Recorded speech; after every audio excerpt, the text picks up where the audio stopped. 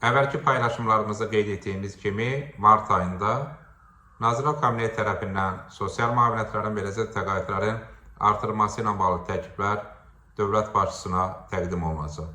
Nəzərə alsaq ki, Cənab Prezident tərəfindən bütövlükdə sosial paketlə bağlı sərəncam 23 dekabr 2024-cü ildə imzalanmışdı və həmin sənədlə ölkə başçısı Nazirlər Kabinetinə 3 ay müddətində sosial müavinətlər və təqaüdlərin artırılması ilə bağlı müddət müəyyənləşdirmişdi və bu demək ki, artıq bu ay Nazirlər Kabineti tərəfindən təkliflər təqdim olunacaq.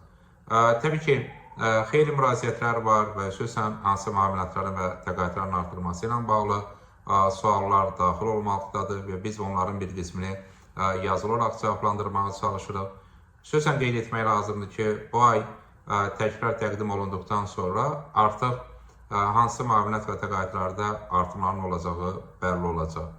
Təbii ki, bu istiqamətdə biz təkliflərimizi təqdim etmişik və xüsusən nəzərə alsaq ki, sosial müavinətlərin və təqaüdlərin artırılması hər zaman ölkə rəhbərliyinin diqqət mərkəzində olub və əvvəlki illərdə biz bu istiqamətdə mütəmadi addımların atılmasını və artımların həyata keçirilməsini müşahidə etmişik.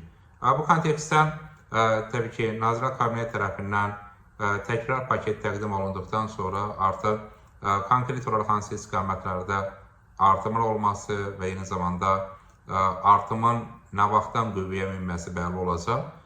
Çünki sualların bir qismi sosial müavinətlər və təqaüdlərdə artımla bağlı qərar verildikdən sonra artımın hansı aydan qüvvədə olması ilə əlaqədardır. Yəni, nəzərə alsaq ki, bu bütövlükdə artımın hansı aydan etibarən qüvvədə olması məhz sənəd imzaladıqdan sonra bəlli olacaq. Bu istiqamətdə təbii ki, mövcud təkliflər təqdim olunacaq. Ona görə də nəzərə alsaq ki, sosial müavinətlər həm aylıq, həm bir dəfəlik, həm də təbii ki, fərqli kateqoriya vətəndaşlarımızı əhatə edir.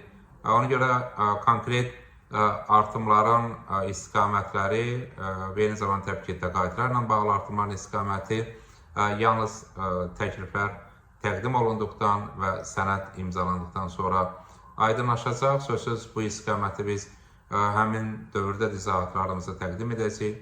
Amma bütün bunlarla yanaşı sosial müavinətlər və təqaüdlərin artırılması ilə bağlı mütəmadi təkliflər də təqdim olunur.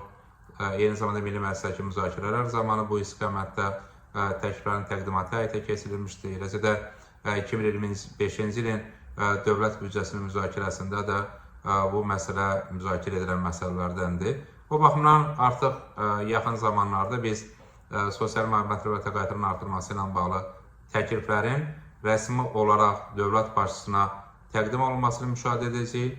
Daha sonra qeyd etdiyimiz kimi artıq bu istiqamətdə artımlar reallaşacaq.